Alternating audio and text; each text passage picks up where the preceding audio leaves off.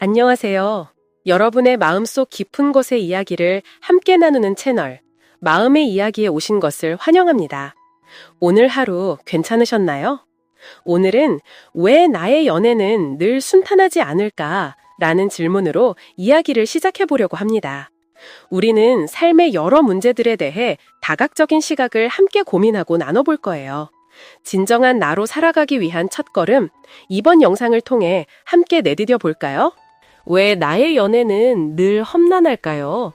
왜 사랑은 항상 무너지고 왜 나는 늘 잘못된 사람만 만나는 걸까요? 유독 사랑에 운이 따르지 않는 것처럼 보이는 사람들이 있습니다. 이들은 반복적으로 독이 되는 관계에 빠져들고 결국에는 완전히 지쳐버리고 너덜너덜해진 감정에 상처만 남게 되죠. 그 원인을 찾아보기 전에 먼저 잘못된 사람이란 무엇인지 명확히 해볼까요? 제게 있어 잘못된 사람이란 불타오르는 설렘이나 강렬한 사랑의 감정이 없는 사람을 의미하지는 않아요. 즉, 진정한 사랑은 단지 그 사람 곁에 있을 때 느끼는 짜릿한 케미스트리나 두근거림에만 의존하는 것이 아니라는 거죠. 헬렌 키셔가 테드 강연에서 말했듯이 사랑에 빠졌을 때의 화학 반응은 마치 마약 사용자의 뇌처럼 우리 뇌를 황홀경에 빠뜨린다고 해요. 하지만 약효가 떨어지면 그 효과도 사라지죠. 이것은 케미가 결코 사랑의 지속성을 보장하는 척도가 될 수 없다는 뜻입니다. 그렇다면 관계에 문제가 있다는 것을 알아차리기 위해 어떤 다른 신호들을 관찰해야 할까요? 제 생각에는 크게 두 가지 기본적인 신호가 있습니다. 첫 번째는 그 관계 속에서 당신이 점점 더 스스로를 형편없다고 느끼고 자신감을 잃으며 존중받지 못하다고 느끼는 것입니다. 상대방은 끊임없이 당신을 비판하고 당신 스스로에 대한 믿음을 잃게 만들죠. 당신은 상대방이 당신의 진짜 모습을 받아줄지 몰라 자신을 드러내기를 두려워하게 됩니다. 서서히 당신은 자기 자신을 잃어갑니다. 상대방이 원하는 것을 지나치게 중시하고 정작 자신이 원하는 것은 잊어버리게 되죠. 자신만의 시간을 줄이고 감정적으로 그 사람에게 너무 많이 의존하게 됩니다. 하지만 부디 이것만은 기억해 주세요. 진정으로 사랑하는 사람은 당신의 성장 가능성을 억누르는 것이 아니라 당신이 스스로를 더욱 확신하고 발전할 수 있도록 격려하고 응원하는 사람입니다. 두 번째 신호는 당신과 그 사람 모두 불편한 침묵에 자주 빠진다는 것입니다.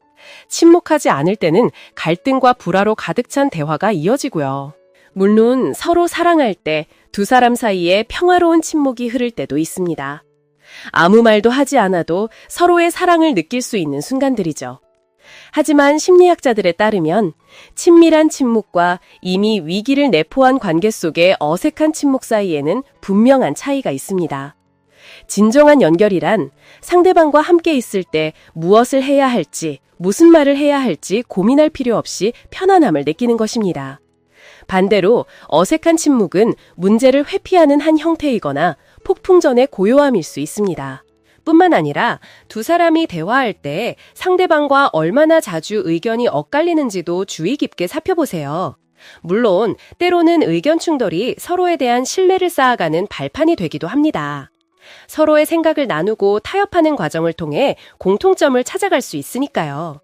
하지만 행복한 관계는 긍정적인 상호작용과 부정적인 상호작용의 비율이 보통 5대1이라고 합니다. 만약 여러 방법을 시도했음에도 불구하고 논쟁이 아무런 결론 없이 계속된다면 그 문제를 가볍게 여겨서는 안 됩니다.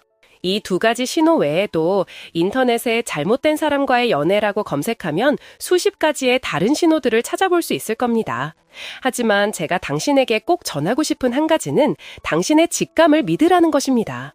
만약 당신이 이미 불안감을 느끼고 있다면 우리가 누군가에게 끌리고 배우자를 선택하는 기준은 각인, 임프린팅이라고 불리는 현상의 결과물이죠.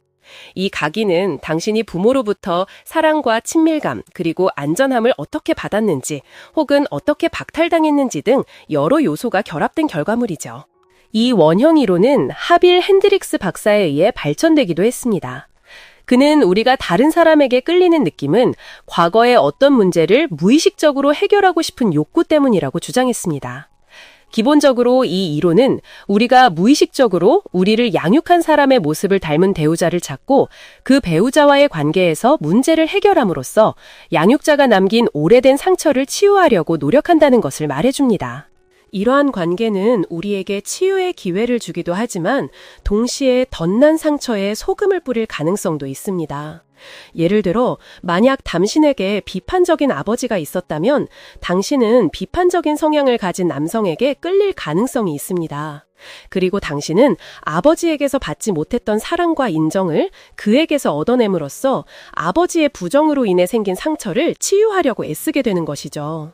안타깝게도 학대적이거나 결손 가정에서 자란 사람들은 폭력적이고 부적절한 행동에 점차 익숙해지는 경향이 있습니다. 그들은 그것을 삶의 당연한 일부로 여기게 될지도 모릅니다. 더 나쁜 것은 그 당연함을 성인이 되어서까지 가지고 간다는 점입니다. 그들은 애써 피하려고 노력했음에도 불구하고 무의식적으로 알코올 중독, 폭력, 통제, 소리 지르는 것과 같은 유사한 부정적 성향에 가진 파트너를 선택하는 경향이 있습니다. 두 번째 이유는 낮은 자존감과 관련이 있습니다. 우리는 스스로가 더 나은 대우를 받을 자격이 없다고 느끼기 때문에 잘못된 사람을 선택하는 경우가 많습니다. 과거에 그렇게 대우받아왔기 때문에 우리 스스로를 낮추는 것이죠. 우리는 스스로를 가치 없다고 생각하며 낮은 자존감 때문에 아무도 없는 것보다는 낫다는 생각으로 불만족스러운 관계를 받아들입니다. 당신이 스스로를 존중하지 않을 때 당신은 다른 사람들도 당신을 존중하지 않도록 내버려두는 셈입니다. 이것은 특히 우리를 쉽게 가지고 놀고 이용할 수 있는 대상으로 여기는 사회의 포식자들을 끌어들입니다. 우리가 자존감을 가질 때 우리는 해로운 관계의 경계선을 그어 스스로를 보호할 수 있습니다.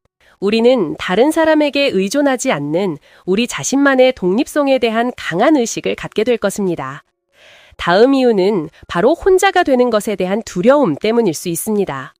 많은 사람들이 외로움, 불안감 또는 다른 부정적인 감정들에 견디기 싫어서 하나의 의존적인 관계에서 또 다른 의존적인 관계로 서둘러 뛰어듭니다.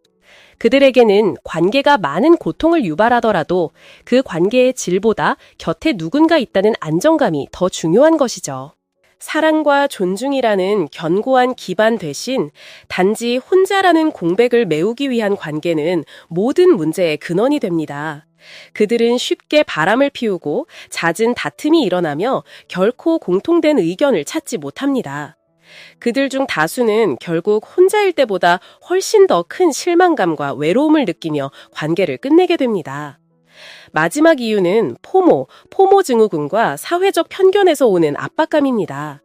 때때로 우리의 생물학적 시계와 사회적 압박은 우리를 결혼에 대해 불안하게 만들고 가정을 꾸려야 한다는 생각에 사로잡히게 합니다. 친구들이 SNS에 기념일 사진이나 결혼 사진을 올리고 첫 아이의 탄생을 알리는 것을 볼 때 사회적 편견은 우리에게 뒤처지고 있다는 느낌을 줍니다. 마치 결혼을 하지 않으면 우리의 삶이 불완전하고 만족스럽지 못할 것이라고 느끼게 만드는 거죠. 안정과 보살핌을 받고 싶은 마음에 우리는 상대방을 제대로 알아볼 충분한 시간 없이 깊은 생각 없이 성급하게 관계를 시작합니다. 그리고 나중에야 사랑과 결혼이 단지 소개팅 앱에서 왼쪽, 오른쪽으로 화면을 넘기는 것처럼 간단한 일이 아니라는 것을 깨닫게 됩니다. 미래가 현재의 당신에게 감사하게 하라는 세계는 이런 인상 깊은 구절이 있습니다. 우리는 계속해서 실수를 저지르고 잘못된 일을 반복하며 잘못된 사람을 다시 만난다. 사실 때때로 올바른 사람을 찾지 못하는 것은 우리가 운이 없어서가 아니라 우리가 자신의 실수를 아직 버리지 못했기 때문이다. 잘못된 사랑 속에서 실수를 반복하는 사람들은 종종 이런 질문을 던집니다. 왜 나의 희생은 보상받지 못할까? 왜 나는 항상 잘못된 사람만 만날까? 사실 그들은 모릅니다. 이 세상에서 죽은 만큼 노력해도 보상받지 못할 수 있는 것이 바로 사랑이라는 것을요. 그러니 사랑을 잃었을 때 왜 보답받지 못했는지 따지려 하지 마세요. 포기해야 할 때는 포기해야 합니다. 헤어져야 할 때는 헤어져야 합니다. 그렇지 않으면 행복은 당신에게서 더욱 멀어질 뿐입니다. 그리고 왜 매번 잘못된 사람만 만나는지 불평하지도 마세요. 사실 그 잘못과 고통의 근원은 바로 당신 자신에게 있습니다. 누구를 사랑해야 하는가에 대한 만족스러운 답은 다시 한번 우리 자신 안에 있습니다. 우리가 인생에서 만나는 모든 관계는 우리가 성장할 수 있도록 교훈을 동반합니다. 마음의 평온을 유지한다면 당신의 연애 관계는 평화롭고 부드러운 에너지의 순환 속에서 운영될 것입니다. 결국 사랑은 여전히 사람을 행복하게 만드는 것입니다. 어떤 상황에서든 스스로에게 사랑을 믿을 이유를 주고 그것을 믿을 강한 마음을 가지세요.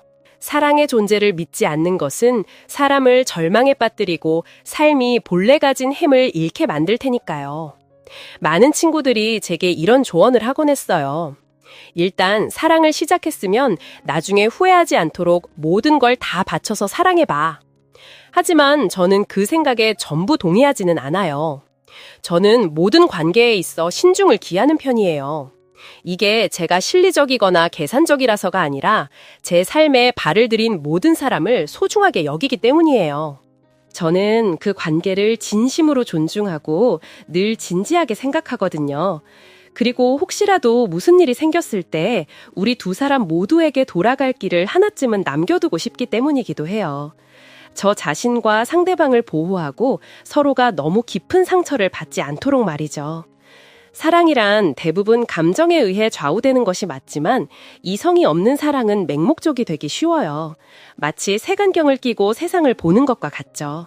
눈부시게 펄럭이는 붉은 깃발의 아름다움도 그저 바람에 쉽게 휩쓸려 날아갈 가벼운 존재로만 여기게 될 수 있거든요.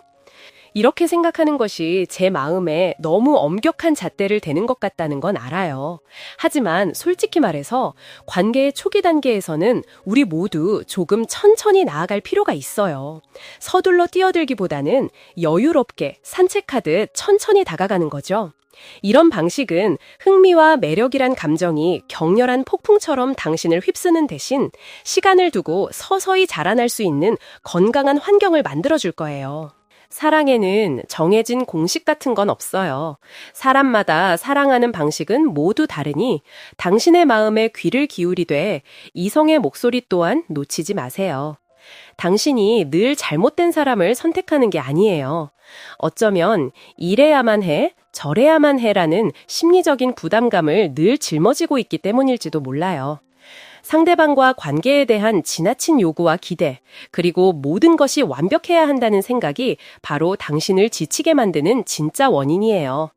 만약 당신이 이런 생각들에 갇혀 있다고 느낀다면 잠시 삶의 속도를 늦춰보세요.